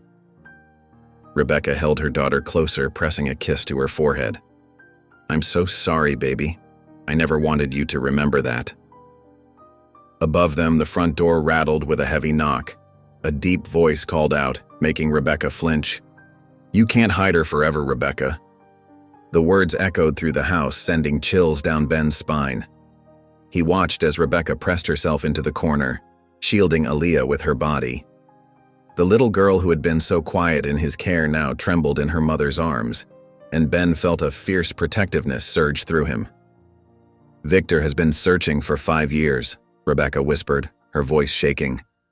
"I thought if I could just keep her hidden long enough, if Daniel could gather enough evidence." She looked at Ben with desperate eyes. I had to protect her. You understand that, don't you? Ben nodded, thinking of all the drawings, the hummed melody, the fragmented memories that had haunted Aaliyah. Everything made sense now. She hadn't just been a quiet, traumatized child. She had been a little girl carrying the weight of a past she couldn't fully remember, running from a father who saw her as property rather than a daughter. Another loud knock made them all jump. Footsteps moved around the house, checking windows and doors. They huddled in the darkness, barely breathing, as the men above searched for a way in. Ben's mind raced as he scanned the basement, his eyes landing on a small window near the ceiling. He touched Rebecca's arm gently and pointed. She nodded, understanding immediately. "There's a path through the woods," she whispered. "We used it before." Ben moved quickly, pushing aside an old shelf to reach the window. He worked the rusty latch open as quietly as possible, wincing at every small creak. Above them, heavy footsteps moved across the floor, accompanied by the sound of furniture being overturned. "I'll lift Aaliyah up first," he murmured, reaching for the little girl.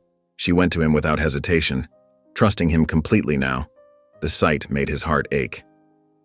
Ben hoisted her through the narrow opening, then helped Rebecca climb through. He could hear Victor's men entering the basement as he pulled himself up and out, his shoulders barely fitting through the space. They crouched low in the overgrown grass behind the house, moving as silently as possible toward the tree line. Aaliyah didn't make a sound, her small hand gripping Ben's tightly as they slipped into the woods.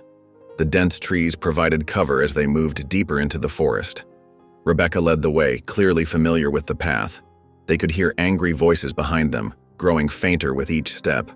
When they were far enough away, Rebecca stopped in a small clearing, her shoulders slumping with exhaustion.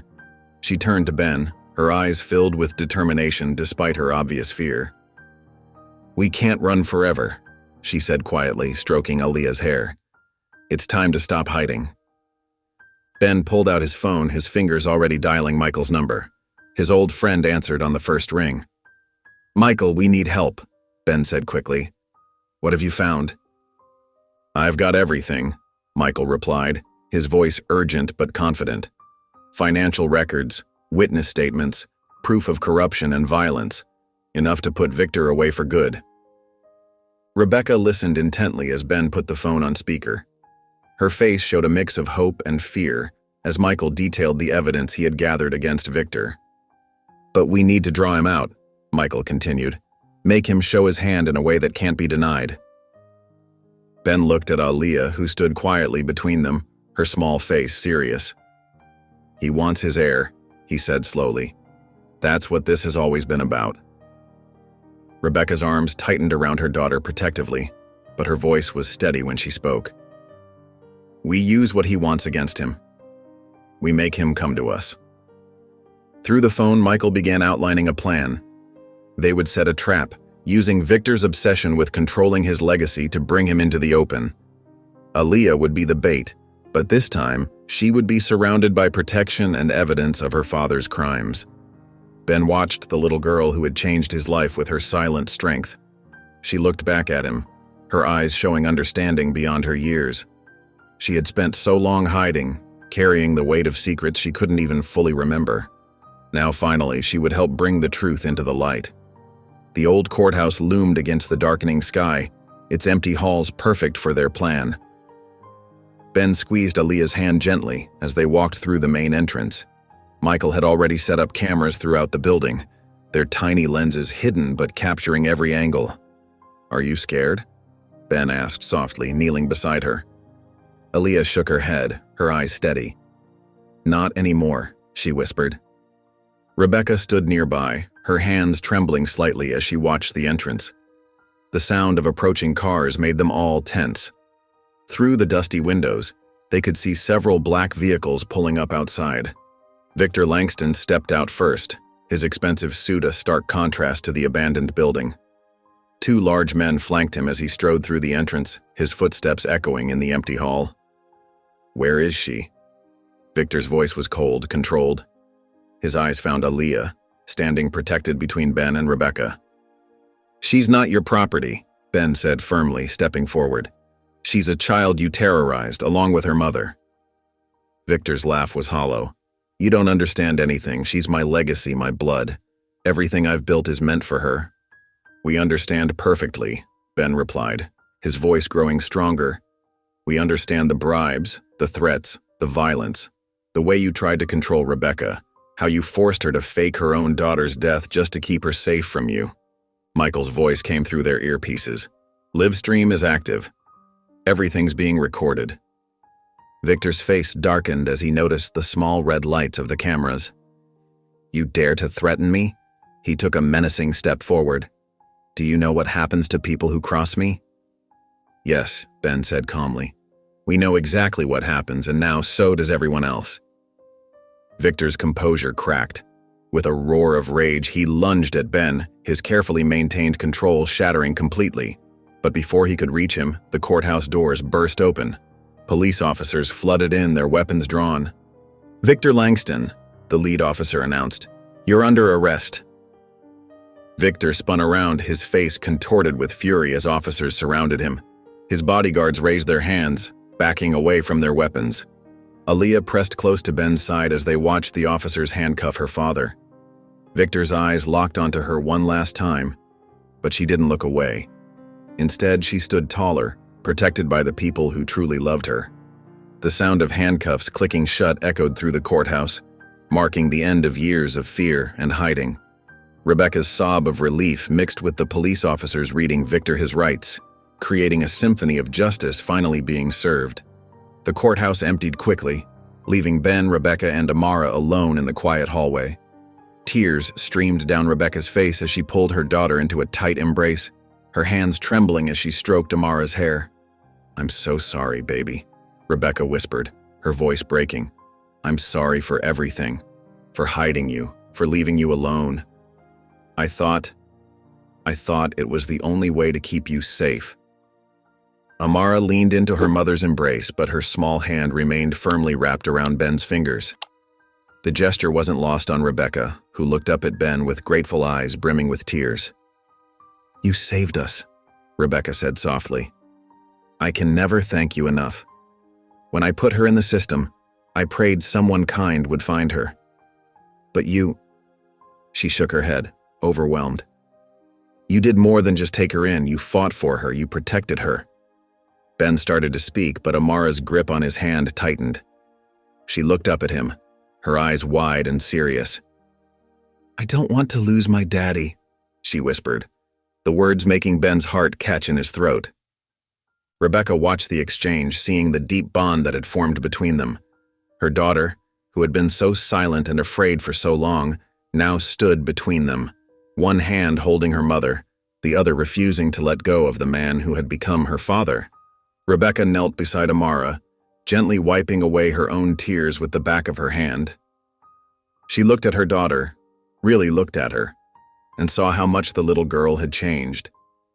There was light in those eyes now, trust where there had once been only fear. I see it now, Rebecca said softly, glancing up at Ben. How much you mean to her. How much she's healed because of you. Ben swallowed hard, his eyes glistening. Amara still hadn't let go of his hand, and he couldn't imagine not having her small fingers wrapped around his own anymore. Rebecca took a deep breath as if gathering her courage. I've missed so much of her life, trying to keep her safe. But now... She paused, her voice trembling slightly. Now she has two people who love her more than anything, and I don't want to take that away from her. Amara looked between them, her grip tightening on both their hands. Would you... Rebecca's voice caught for a moment. Would you co-parent with me? She loves you, Ben. The words hung in the air, heavy with hope and possibility. Ben felt his heart swell, tears threatening to spill over. He thought about all the nights reading stories, all the quiet moments drawing together, all the trust this little girl had placed in him. Unable to speak past the lump in his throat, Ben simply nodded, squeezing Amara's hand gently. The court finalized their arrangement with a dual guardianship, making official what their hearts already knew. Amara would have both her mother and the father she had chosen, together. The autumn breeze rustled through the trees as Ben and Rebecca sat on the porch steps of their new home. The fresh red paint on the front door gleamed in the afternoon sun, the same shade as in Amara's countless drawings. "She's really happy here," Rebecca said softly, watching as Amara chased her golden retriever puppy across the front lawn. The little girl's laughter rang out clear and bright, no trace of the fear that had haunted her for so long. "We all are," Ben replied, smiling as the puppy bounded back to Amara, tail wagging wildly. He remembered how different things had been just months ago, the silent drawings, the watchful eyes, the constant terror. Rebecca nodded, wiping away a happy tear. "Who would have thought we'd end up here? Making a home together, watching our daughter play without looking over her shoulder?" Amara waved at them from the yard, her face glowing with joy. "Daddy, Mama, watch what Scout can do." She held up a tennis ball, and the puppy sat obediently, waiting for her command. As the evening sun painted the sky in soft oranges and pinks, Amara's voice carried on the wind, clear and strong. "They told him not to choose me, but he did anyway, and I chose him too." If you enjoyed the story of Ben, Rebecca, and Amara, I hand-picked this next story that you will enjoy. Please don't miss this one. Click here to watch it.